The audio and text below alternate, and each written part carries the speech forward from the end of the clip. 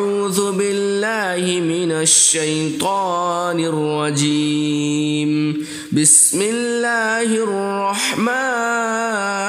الرحيم. ياسين والقرآن الحكيم إنك لمن المرسلين على صراط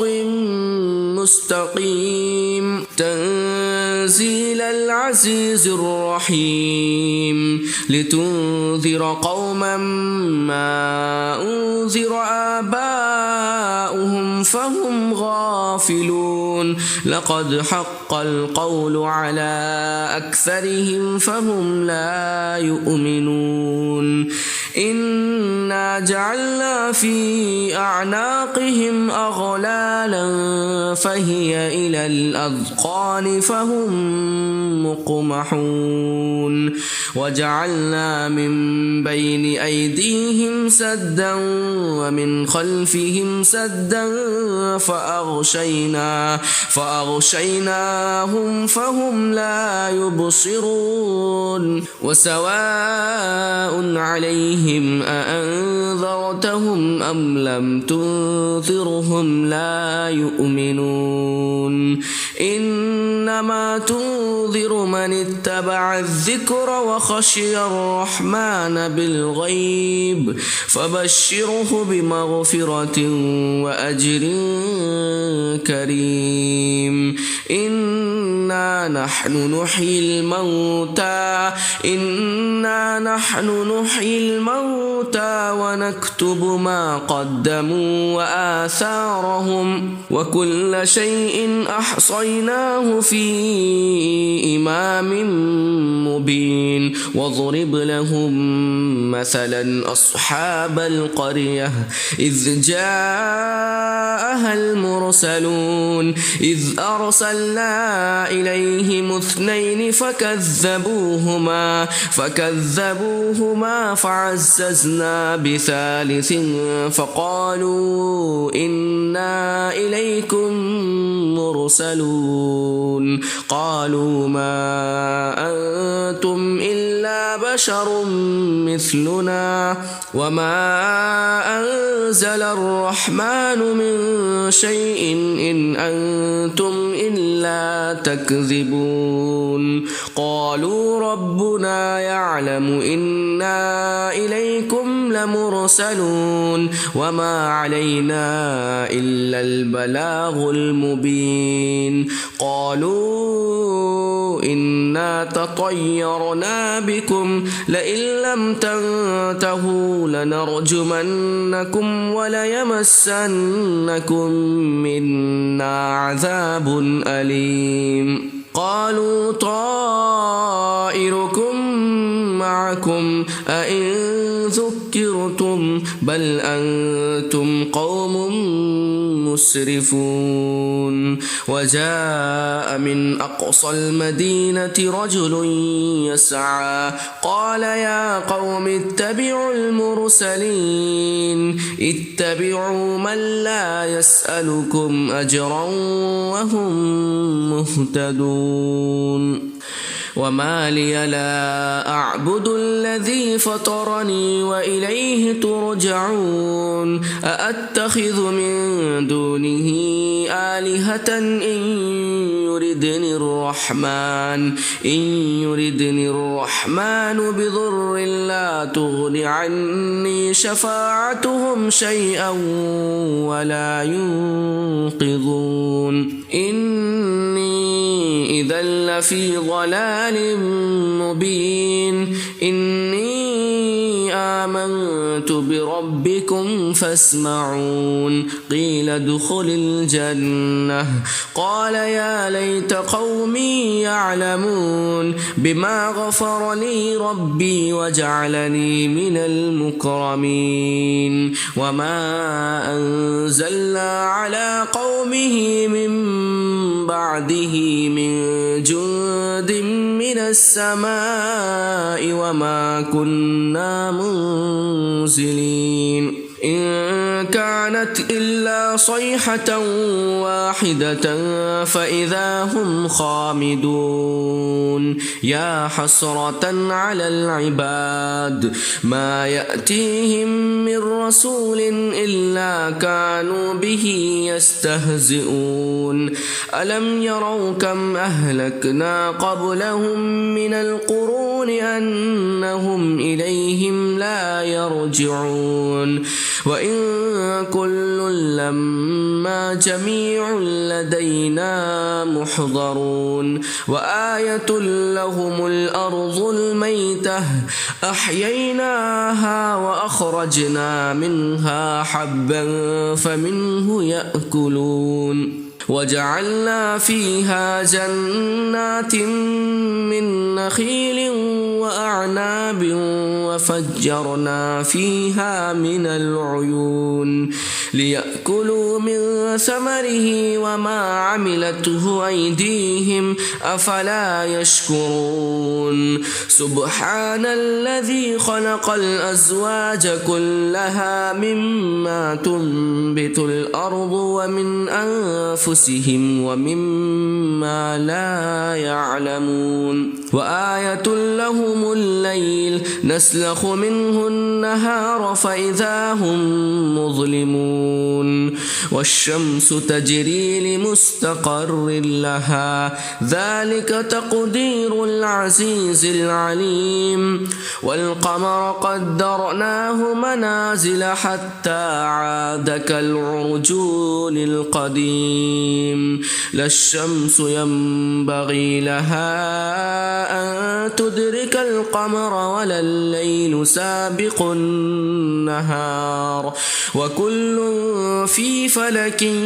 يسبحون وآية لهم أنا حملنا ذريتهم في الفلك المشحون وخلقنا لهم من مثله ما يركبون وإن نشأ نغرقهم فلا صريخ لهم ولا هم ينقذون إلا رحمة منا ومتاعا إلى حين وإذا قيل لهم اتقوا ما بين أيديكم وما خلفكم لعلكم ترحمون وما تأتيهم من آية من آيات ربهم إلا كانوا عنها معرضين وإذا قيل لهم أنفقوا مما رزقكم الله قال الذين كفروا للذين آمنوا أنطعم من لو يشاء الله أطعمه إن أنتم إلا في ضلال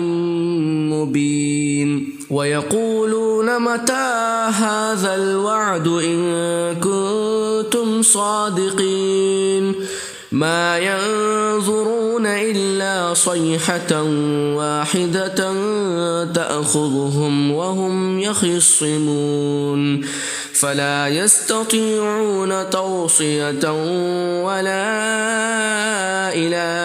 أهلهم يرجعون ونفخ في الصور فإذا هم من الأجداث إلى ربهم ينسلون قالوا يا ويلنا من بعثنا من مرقدنا هذا ما وعد الرحمن وصدق المرسلون إن كانت إلا صيحة واحدة فإذا هم جميع لدينا محضرون فاليوم لا تظلم نفس شيئا ولا تجزون إلا ما كنتم تعملون إن أصحاب الجنة اليوم في شغل فاكهون هم وأزواجهم في ظلال على الأرائك متكئون لهم فيها فاكهة ولهم ما يدعون سلام قولا من رب رحيم وامتازوا اليوم أيها المجرمون ألم أعهد إليكم يا بني آدم ألا تعبدوا الشيطان إنه لكم عدو مبين وأن اعبدوني هذا صراط مستقيم ولقد أضل منكم جبلا كثيرا أفلم تكونوا تعقلون هذه جهنم التي كنتم توعدون اصلوها اليوم بما كنتم تكفرون اليوم نختم على أفواههم وتكلمنا أيديهم وتشهد أرجلهم بما كانوا يكسبون ولو نشاء لطمسنا على أعينهم فاستبقوا الصراط فأنى يبصرون ولو نشاء لمسخناهم على مكانتهم فما استطاعوا مضيا ولا يرجعون ومن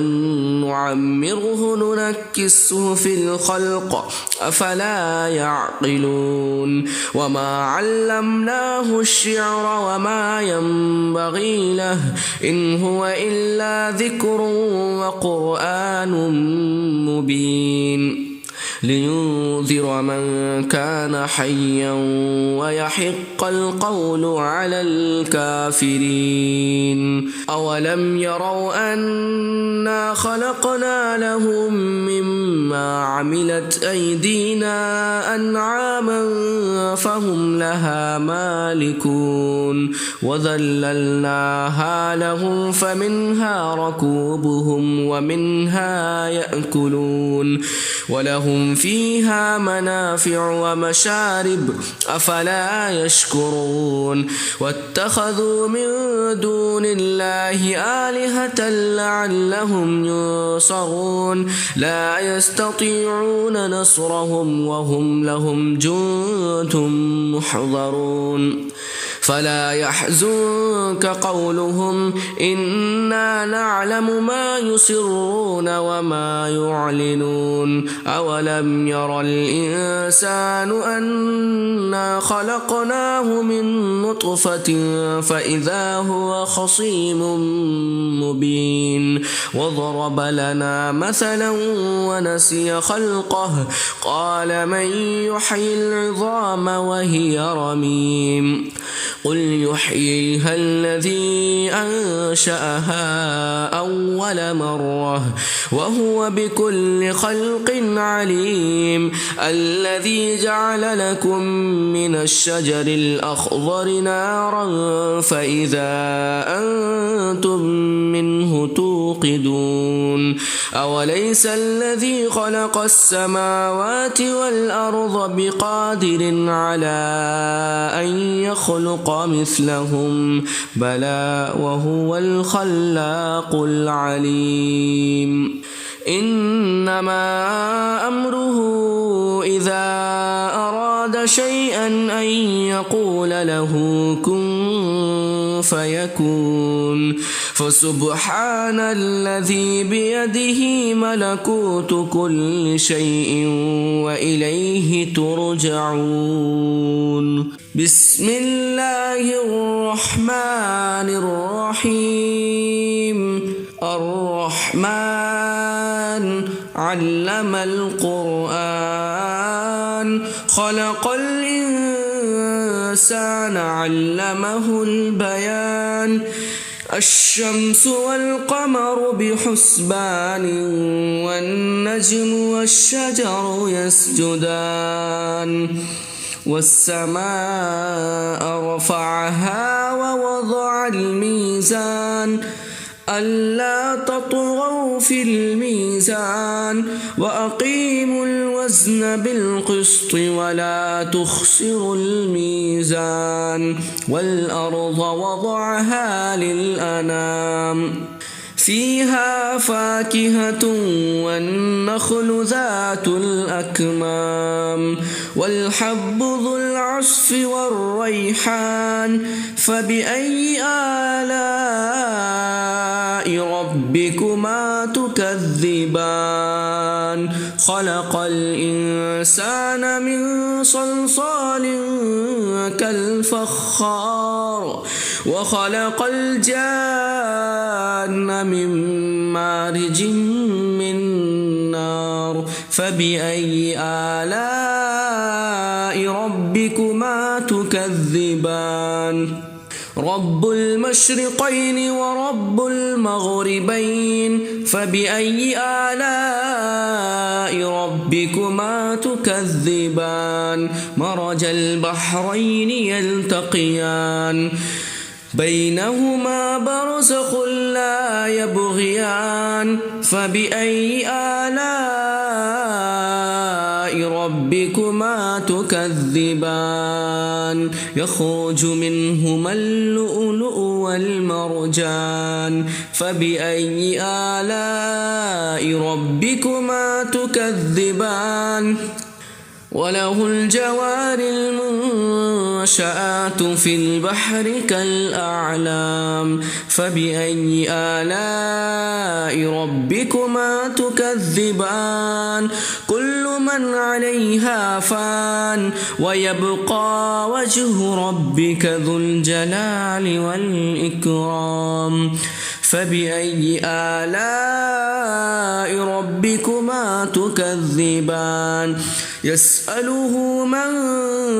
في السماوات والأرض كل يوم هو في شأن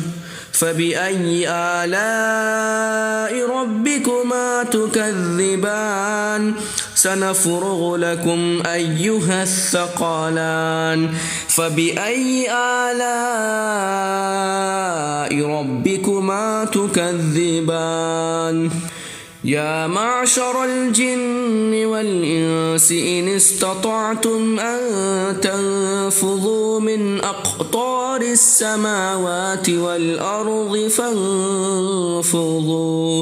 لا تنفذون إلا بسلطان فبأي آلاء ربكما تكذبان يرسل عليكما شواظ من نار ونحاس فلا تنتصران فبأي آلاء ربكما تكذبان فإذا انشقت السماء فكانت وردة كالدهان فبأي آلاء ربكما تكذبان فيومئذ لا يسأل عن ذنبه إنس ولا جان فبأي آلاء ربكما تكذبان يعرف المجرمون بسيماهم فيؤخذ بالنواصي والأقدام فبأي آلاء ربكما تكذبان هذه جهنم التي يكذب بها المجرمون يطوفون بينها وبين حميم آن فبأي آلاء ربكما تكذبان ولمن خاف مقام ربه جنتان فبأي آلاء ربكما تكذبان ذواتا أفنان فبأي آلاء ربكما تكذبان فيهما عينان تجريان فبأي آلاء ربكما تكذبان فيهما من كل فاكهة زوجان فبأي آلاء ربكما تكذبان متكئين على فرش بطائنها من استبرق وجنى الجنتين دان فبأي آلاء ربكما تكذبان فيهن قاصرات الطرف لم يطمثهن إنس قبلهم ولا جان فبأي آلاء ربكما تكذبان كأنهن الياقوت والمرجان فبأي آلاء ربكما تكذبان هل جزاء الإحسان إلا الإحسان فبأي آلاء ربكما تكذبان ومن دونهما جنتان فبأي آلاء ربكما تكذبان مدهامتان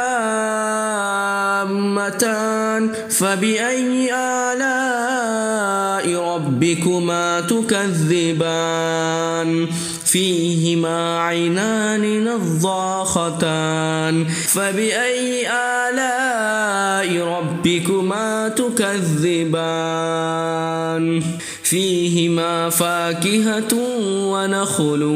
ورمان فبأي آلاء ربكما تكذبان فيهن خيرات حسان فبأي آلاء ربكما تكذبان حور مقصورات في الخيام فبأي آلاء ربكما تكذبان لم يطمثهن إنس قبلهم ولا جان فبأي آلاء ربكما تكذبان متكئين على رفرف خضر وعبقري حسان فبأي آلاء ربكما تكذبان تبارك اسم ربك ذي الجلال والإكرام أعوذ بالله من الشيطان الرجيم بسم الله الرحمن الرحيم إذا وقعت الواقعة ليس لوقتها كاذبة خافضة رافعة إذا رجت الأرض رجا وبست الجبال بسا فكانت هباء منبثا وكنتم أزواجا ثلاثة فأصحاب الميمنة ما أصحاب الميمنة وأصحاب المشأمة ما أصحاب المشأمة والسابقون السابقون أولئك المقربون في جنات النعيم ثلة من الأولين وقليل من الآخرين على سرر موضونة متكئين عليها متقابلين يطوف عليهم ولدان مخلدون بأكواب وأبارق وكأس من معين لا يصدعون عنها ولا ينزفون وفاكهة مما يتخيرون ولحم طير مما يشتهون وحور عين كأمثال اللؤلؤ المكنون جزاء بما كانوا يعملون لا يسمعون فيها لغوا ولا تأثيما إلا قيلا سلاما سلاما وأصحاب اليمين ما أصحاب اليمين في سدر مخضود وطلح منضود وظل ممدود وماء مسكوب وفاكهة كثيرة لا مقطوعة ولا ممنوعة وفرش مرفوعة إنا أنشأناهن إنشاء فجعلناهن أبكارا عربا أترابا لأصحاب اليمين ثلة من الأولين وثلة من الآخرين وأصحاب الشمال ما أصحاب الشمال في سموم وحميم وذل من يحموم لا بارد ولا كريم إنهم كانوا قبل ذلك مترفين وكانوا يصرون على الحنث العظيم وكانوا يقولون أئذا متنا وكنا ترابا وعظاما أئنا لمبعوثون أو آباؤنا الأولون قل إن الأولين والآخرين لمجموعون إلى ميقات يوم معلوم ثم إنكم أيها الضالون المكذبون لآكلون من شجر من زقوم فمائلون منها البطون فشاربون عليه من الحميم فشاربون شرب الهيم هذا نزلهم يوم الدين نحن خلقناكم فلولا تصدقون أفرأيتم ما تمنون أأنتم تخلقونه أم نحن الخالقون نحن قدرنا بينكم الموت وما نحن بمسبوقين على أن نبدل أمثالكم وننشئكم فيما لا تعلمون ولقد علمتم النشأة الأولى فلولا تذكرون أفرأيتم ما تحرثون أأنتم تزرعونه أم نحن الزارعون لو نشاء لجعلناه حطاما فظلتم تفكهون إنا لمغرمون بل نحن محرومون أفرأيتم الماء الذي تشربون أأنتم أنزلتموه من المزن أم نحن المنزلون لو نشاء لجعلناه أجاجا فلولا تشكرون أفرأيتم النار التي تورون أأنتم أنشأتم شجرتها أم نحن المنشئون نحن جعلناها تذكرة ومتاعا للمقوين فسبح باسم ربك العظيم فلا أقسم بمواقع النجوم وإنه لقسم لو تعلمون عظيم إنه لقرآن كريم في كتاب مكنون لا يمسه إلا المطهرون تنزيل من رب العالمين أفبهذا الحديث أنتم مدهنون وتجعلون رزقكم أنكم تكذبون فلولا إذا بلغت الحلقوم وأنتم حينئذ تنظرون ونحن أقرب إليه منكم ولكن لا تبصرون فلولا إن كنتم غير مدينين ترجعونها إن كنتم كنتم صادقين فأما إن كان من المقربين فروح وريحان وجنة نعيم وأما إن كان من أصحاب اليمين فسلام لك من أصحاب اليمين وأما إن كان من المكذبين الضالين فنزل من حميم وتصلية جحيم إن هذا لهو حق اليقين فسبح باسم ربك العظيم. أعوذ بالله من الشيطان الرجيم. بسم الله الرحمن الرحيم. تبارك الذي بيده الملك وهو على كل شيء قدير الذي خلق الموت والحياة ليبلوكم أيكم أحسن عملا وهو العزيز الغفور الذي خلق 7 سماوات طباقا ما ترى في خلق الرحمن من تفاوت فارجع البصر هل ترى من فطور ثم ارجع البصر كرتين ينقلب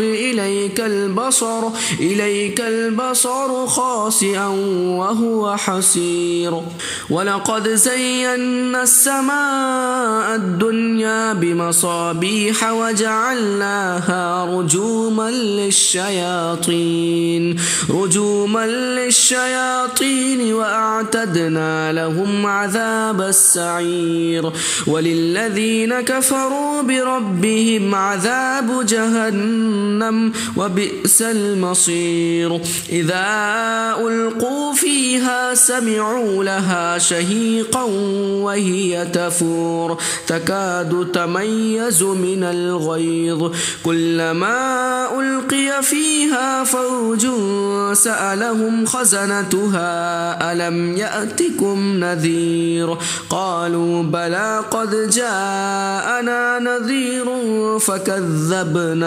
فكذبنا وقلنا ما نزل الله من شيء إن أنتم إلا في ضلال كبير وقالوا لو كنا نسمع أو نعقل ما كنا في أصحاب السعير فاعترفوا بذنبهم فسحقا لأصحاب السعير إن الذين يخشون ربهم بالغيب لهم مغفرة وأجر كبير وأسروا قولكم أو اجهروا به إنه عليم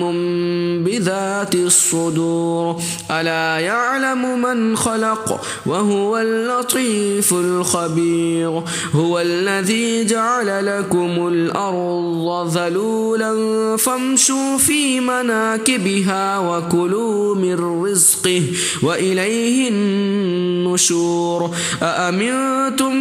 من في السماء أن يخسف بكم الأرض فإذا هي تمور أم أمنتم من في السماء أن يرسل عليكم حاصبا فستعلمون كيف نذير ولقد كذب الذين من قبلهم فكيف كان نكير أولم يروا إلى الطير فوقهم صافات ويقبضن ما يمسكهن إلا الرحمن إنه بكل شيء بصير أمن هذا الذي هو جند لكم ينصركم من دون الرحمن إن الكافرون إلا في غرور أمن هذا الذي يرزقكم إن أمسك رزقه بل لجوا في عتو ونفور أفمن يمشي مكبا على وجهه أهدى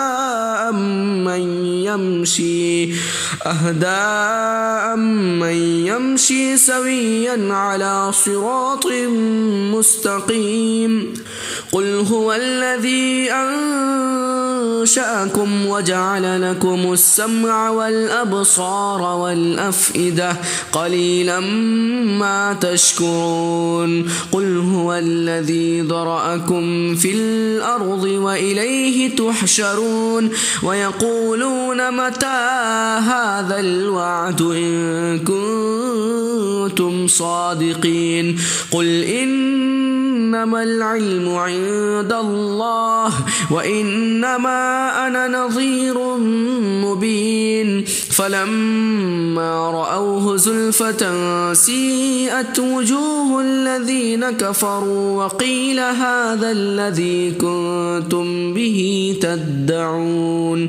قل أرأيتم إن أهلكني الله ومن معي أو رحمنا فمن يجيب الكافرين من عذاب أليم قل هو الرحمن آمنا به وعليه توكلنا فستعلمون من هو في ضلال مبين قل أرأيتم إن أصبح ماؤكم غورا فمن يأتكم بماء معين أعوذ بالله من الشيطان الرجيم بسم الله الرحمن الرحيم ياسين والقرآن الحكيم إنك لمن المرسلين على صراط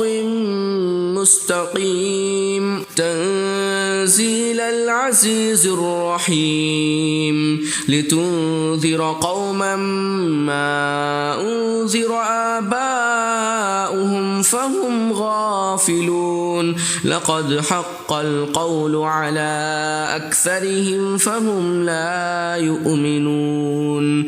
إنا جعلنا في أعناقهم أغلالا فهي إلى الأذقان فهم مقمحون وجعلنا من بين أيديهم سدا ومن خلفهم سدا فأغشيناهم فهم لا يبصرون وسواء عليهم أأنذرتهم أم لم تنذرهم لا يؤمنون إنما تنذر من اتبع الذكر وخشي الرحمن بالغيب فبشره بمغفرة وأجر كريم إنا نحن نحيي الموتى ونكتب ما قدموا وآثارهم وكل شيء أحصيناه في إمام مبين واضرب لهم مثلا أصحاب القرية إذ جاءها المرسلون إذ أرسلنا إليهم 2 فكذبوهما فعززنا ب3 فقالوا إنا إليكم مرسلون قالوا ما أنتم إلا إلا بشر مثلنا وما أنزل الرحمن من شيء إن أنتم إلا تكذبون قالوا ربنا يعلم إنا إليكم لمرسلون وما علينا إلا البلاغ المبين قالوا إنا تطيرنا بكم لئن لم تنتهوا لنرجمنكم وليمسنكم منا عذاب أليم قالوا طائركم معكم أئن ذكرتم بل أنتم قوم مسرفون وجاء من أقصى المدينة رجل يسعى قال يا قوم اتبعوا المرسلين اتبعوا من لا يسألكم أجرا وهم مهتدون وما لي لا أعبد الذي فطرني وإليه ترجعون أأتخذ من دونه آلهة إن يردني الرحمن بضر لا تغن عني شفاعتهم شيئا ولا ينقذون إني إذا لفي ضلال مبين إني آمنت بربكم فاسمعون قيل ادخل الجنة قال يا ليت قومي يعلمون بما غفر لي ربي وجعلني من المكرمين وما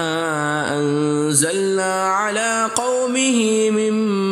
بعده من جند من السماء وما كنا منزلين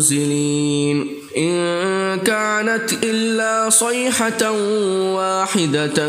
فإذا هم خامدون يا حسرة على العباد ما يأتيهم من رسول إلا كانوا به يستهزئون ألم يروا كم أهلكنا قبلهم من القرون أنهم إليهم لا يرجعون وإن كل لما جميع لدينا محضرون وآية لهم الأرض الميتة أحييناها وأخرجنا منها حبا فمنه يأكلون وجعلنا فيها جنات من نخيل وأعناب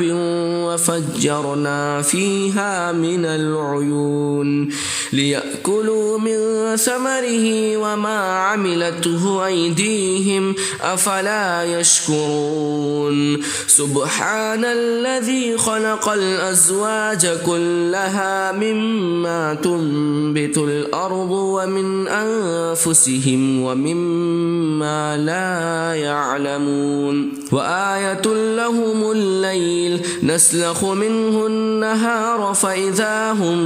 مظلمون والشمس تجري لمستقر لها ذلك تقدير العزيز العليم والقمر قدرناه منازل حتى عاد كالعرجون القديم لا الشمس ينبغي لها أن تدرك القمر ولا الليل سابق النهار وكل في فلك يسبحون وآية لهم أنا حملنا ذريتهم في الفلك المشحون وخلقنا لهم من مثله ما يركبون وإن نشأ نغرقهم فلا صريخ لهم ولا هم ينقذون إلا رحمة منا ومتاعا إلى حين وإذا قيل لهم اتقوا ما بين أيديكم وما خلفكم لعلكم ترحمون وما تأتيهم من آية من آيات ربهم إلا كانوا عنها معرضين وإذا قيل لهم أنفقوا مما رزقكم الله قال الذين كفروا للذين آمنوا أنطعم من لو يشاء الله أطعمه إن أنتم إلا في ضلال مبين ويقولون متى هذا الوعد إن كنتم صادقين ما ينظرون إلا صيحة واحدة تأخذهم وهم يخصمون فلا يستطيعون توصية ولا إلى أهلهم يرجعون ونفخ في الصور فإذا هم من الأجداث إلى ربهم ينسلون قالوا يا ويلنا من بعثنا من مرقدنا هذا ما وعد الرحمن وصدق المرسلون إن كانت إلا صيحة واحدة فإذا هم جميع لدينا محضرون فاليوم لا تظلم نفس شيئا ولا تجزون إلا ما كنتم تعملون إن أصحاب الجنة اليوم في شغل فاكهون هم وأزواجهم في ظلال على الأرائك متكئون لهم فيها فاكهة ولهم ما يدعون سلام قولا من رب رحيم وامتازوا اليوم أيها المجرمون ألم أعهد إليكم يا بني آدم ألا تعبدوا الشيطان إنه لكم عدو مبين وأن اعبدوني هذا صراط مستقيم ولقد أضل منكم جبلا كثيرا أفلم تكونوا تعقلون هذه جهنم التي كنتم توعدون اصلوها اليوم بما كنتم تكفرون اليوم نختم على أفواههم وتكلمنا أيديهم وتشهد أرجلهم بما كانوا يكسبون ولو نشاء لطمسنا على أعينهم فاستبقوا الصراط فأنى يبصرون ولو نشاء لمسخناهم على مكانتهم فما استطاعوا مضيا ولا يرجعون ومن نعمره ننكسه في الخلق أفلا يعقلون وما علمناه الشعر وما ينبغي له إن هو إلا ذكر وقرآن مبين لينذر من كان حيا ويحق القول على الكافرين أولم يروا أنا خلقنا لهم مما عملت أيدينا أنعاما فهم لها مالكون وذللناها لهم فمنها ركوبهم ومنها يأكلون ولهم فيها منافع ومشارب أفلا يشكرون واتخذوا من دون الله آلهة لعلهم ينصرون لا يستطيعون نصرهم وهم لهم جند محضرون فلا يحزنك قولهم إنا نعلم ما يسرون وما يعلنون أولم ير الإنسان أنا خلقناه من نطفة فإذا هو خصيم مبين وضرب لنا مثلا ونسي خلقه قال من يحيي العظام وهي رميم قل يحييها الذي أنشأها أول مرة وهو بكل خلق عليم الذي جعل لكم من الشجر الأخضر نارا فإذا أنتم منه توقدون أوليس الذي خلق السماوات والأرض بقادر على أن يخلق مثلهم بلى وهو الخلاق العليم إنما أمره إذا أراد شيئا أن يقول له كن فيكون فسبحان الذي بيده ملكوت كل شيء وإليه ترجعون بسم الله الرحمن الرحيم الرحمن علم القرآن خلق الإنسان علمه البيان الشمس والقمر بحسبان والنجم والشجر يسجدان والسماء رفعها ووضع الميزان ألا تطغوا في الميزان وأقيموا الوزن بالقسط ولا تخسروا الميزان والأرض وضعها للأنام فيها فاكهة والنخل ذات الأكمام والحب ذو العصف والريحان فبأي آلاء ربكما تكذبان خلق الإنسان من صلصال كالفخار وخلق الجان من مارج من نار فبأي آلاء ربكما تكذبان رب المشرقين ورب المغربين فبأي آلاء ربكما تكذبان مرج البحرين يلتقيان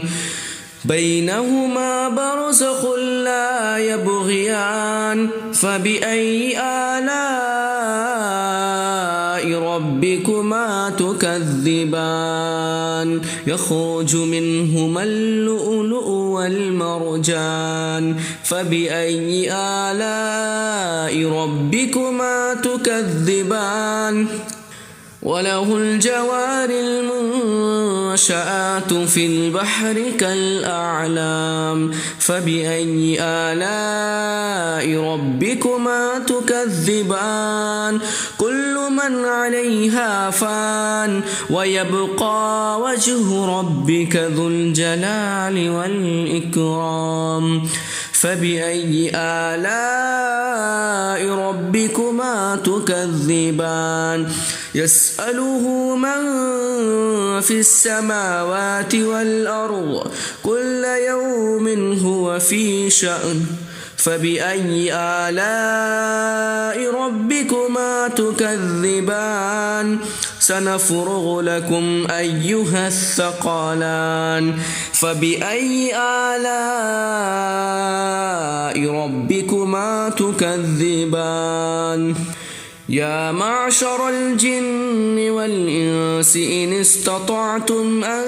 تنفذوا من أقطار السماوات والأرض فانفذوا لا تنفذون إلا بسلطان فبأي آلاء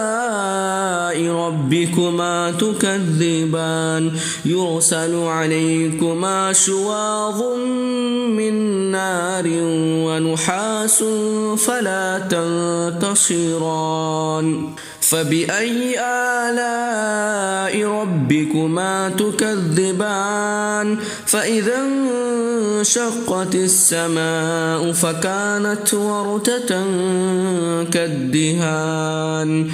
فبأي آلاء ربكما تكذبان فيومئذ لا يسأل عن ذنبه إنس ولا جان فبأي آلاء ربكما تكذبان يعرف المجرمون بسيماهم فيؤخذ بالنواصي والأقدام فبأي آلاء ربكما تكذبان هذه جهنم التي يكذب بها المجرمون يطوفون بينها وبين حميم آن فبأي آلاء ربكما تكذبان ولمن خاف مقام ربه جنتان فبأي آلاء ربكما تكذبان ذواتا أفنان فبأي آلاء ربكما تكذبان فيهما عينان تجريان فبأي آلاء ربكما تكذبان فيهما من كل فاكهة زوجان فبأي آلاء ربكما تكذبان متكئين على فرش بطائنها من استبرق وجنى الجنتين دان فبأي آلاء ربكما تكذبان فيهن قاصرات الطرف لم يطمثهن إنس قبلهم ولا جان فبأي آلاء ربكما تكذبان كأنهن الياقوت والمرجان فبأي آلاء ربكما تكذبان هل جزاء الإحسان إلا الإحسان فبأي آلاء ربكما تكذبان ومن دونهما جنتان فبأي آلاء ربكما تكذبان مدهامتان فبأي آلاء ربكما تكذبان فيهما عينان نضاختان فبأي آلاء ربكما تكذبان فيهما فاكهة ونخل ورمان فبأي آلاء ربكما تكذبان فيهن خيرات حسان فبأي آلاء ربكما تكذبان حور مقصورات في الخيام فبأي آلاء ربكما تكذبان لم يطمثهن إنس قبلهم ولا جان فبأي آلاء ربكما تكذبان متكئين على رفرف خضر وعبقري حسان فبأي آلاء ربكما تكذبان تبارك اسم ربك ذي الجلال والإكرام. أعوذ بالله من الشيطان الرجيم. بسم الله الرحمن الرحيم. إذا وقعت الواقعة ليس لوقتها كاذبة خافضة رافعة إذا رجت الأرض رجا وبست الجبال بسا فكانت هباء منبثا وكنتم أزواجا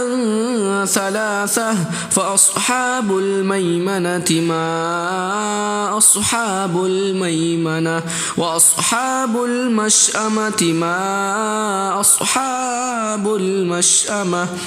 والسابقون السابقون أولئك المقربون في جنات النعيم ثلة من الأولين وقليل من الآخرين على سرر موضونة متكئين عليها متقابلين يطوف عليهم ولدان مخلدون بأكواب وأبارق وكأس من معين لا يصدعون عنها ولا ينزفون وفاكهة مما يتخيرون ولحم طير مما يشتهون وحور عين كأمثال اللؤلؤ المكنون جزاء بما كانوا يعملون لا يسمعون فيها لغوا ولا تأثيما إلا قيلا سلاما سلاما وأصحاب اليمين ما أصحاب اليمين في سدر مخضود وطلح منضود وظل ممدود وماء مسكوب وفاكهة كثيرة لا مقطوعة ولا ممنوعة وفرش مرفوعة إنا أنشأناهن إنشاء فجعلناهن أبكارا عربا أترابا لأصحاب اليمين ثلة من الأولين وثلة من الآخرين وأصحاب الشمال ما أصحاب الشمال في سموم وحميم وذل من يحموم لا بارد ولا كريم إنهم كانوا قبل ذلك مترفين وكانوا يصرون على الحنث العظيم وكانوا يقولون أئذا متنا وكنا ترابا وعظاما أئنا لمبعوثون أو آباؤنا الأولون قل إن الأولين والآخرين لمجموعون إلى ميقات يوم معلوم ثم إنكم أيها الضالون المكذبون لآكلون من شجر من زقوم فمائلون منها البطون فشاربون عليه من الحميم فشاربون شرب الهيم هذا نزلهم يوم الدين نحن خلقناكم فلولا تصدقون أفرأيتم ما تمنون أأنتم تخلقونه أم نحن الخالقون نحن قدرنا بينكم الموت وما نحن بمسبوقين على أن نبدل أمثالكم وننشئكم فيما لا تعلمون ولقد علمتم النشأة الأولى فلولا تذكرون أفرأيتم ما تحرثون أأنتم تزرعونه أم نحن الزارعون لو نشاء لجعلناه حطاما فظلتم تفكهون إنا لمغرمون بل نحن محرومون أفرأيتم الماء الذي تشربون أأنتم أنزلتموه من المزن أم نحن المنزلون لو نشاء لجعلناه أجاجا فلولا تشكرون أفرأيتم النار التي تورون أأنتم أنشأتم شجرتها أم نحن المنشئون نحن جعلناها تذكرة ومتاعا للمقوين فسبح باسم ربك العظيم فلا أقسم بمواقع النجوم وإنه لقسم لو تعلمون عظيم إنه لقرآن كريم في كتاب مكنون لا يمسه إلا المطهرون تنزيل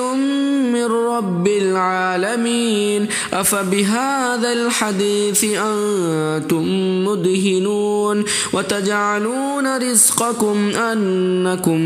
تكذبون فلولا إذا بلغت الحلقوم وأنتم حينئذ تنظرون ونحن أقرب إليه منكم ولكن لا تبصرون فلولا إن كنتم غير مدينين ترجعونها إن كنتم صادقين فأما إن كان من المقربين فروح وريحان وجنة نعيم وأما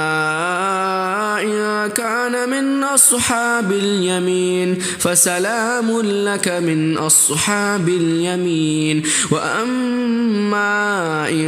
كان من المكذبين الضالين فنزل من حميم وتصلية جحيم إن هذا لهو حق اليقين فسبح باسم ربك العظيم أعوذ بالله من الشيطان الرجيم بسم الله الرحمن الرحيم تبارك الذي بيده الملك وهو على كل شيء قدير الذي خلق الموت والحياة ليبلوكم أيكم أحسن عملا وهو العزيز الغفور الذي خلق 7 سماوات طباقا ما ترى في خلق الرحمن من تفاوت فارجع البصر هل ترى من فطور ثم ارجع البصر كرتين ينقلب إليك البصر خاسئا وهو حسير ولقد زينا السماء الدنيا بمصابيح وجعلناها رجوما للشياطين وأعتدنا لهم عذاب السعير وللذين كفروا بربهم عذاب جهنم وبئس المصير إذا ألقوا فيها سمعوا لها شهيقا وهي تفور تكاد تميز من الغيظ كلما ألقي فيها فوج سألهم خزنتها ألم يأتكم نذير قالوا بلى قد جاءنا نذير فكذبنا وقلنا ما نزل الله من شيء إن أنتم إلا في ضلال كبير وقالوا لو كنا نسمع أو نعقل ما كنا في أصحاب السعير فاعترفوا بذنبهم فسحقا لأصحاب السعير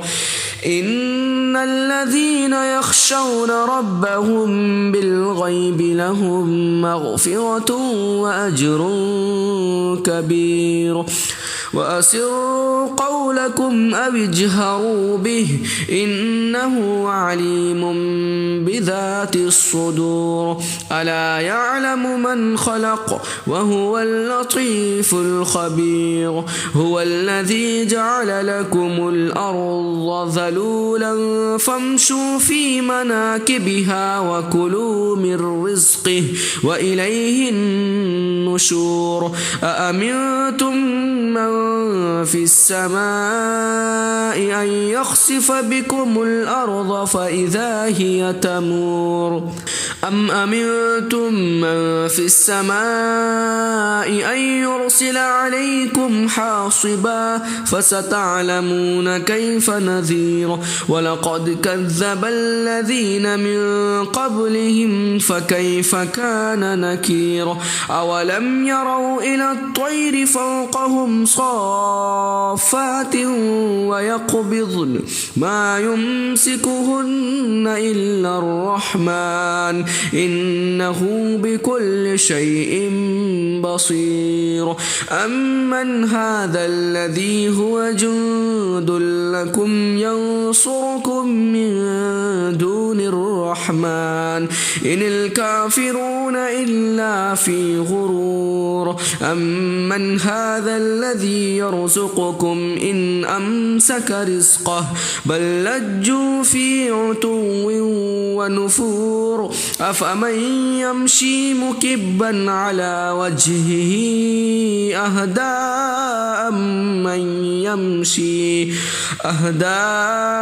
من يمشي سويا على صراط مستقيم قل هو الذي أنشأكم وجعل لكم السمع والأبصار والأفئدة قليلا ما تشكرون قل هو الذي ذرأكم في الأرض وإليه تحشرون ويقولون متى هذا الوعد إن كنتم صادقين قل إنما العلم عند الله وإنما أنا نظير مبين فلما رأوه زلفة سيئت وجوه الذين كفروا وقيل هذا الذي كنتم به تدعون قل أرأيتم إن أهلكني الله ومن معي أو رحمنا فمن يجيب الكافرين من عذاب أليم قل هو الرحمن آمنا به وعليه توكلنا فستعلمون من هو في ضلال مبين قل أرأيتم إن أصبح ماؤكم غورا فمن يأتكم بماء معين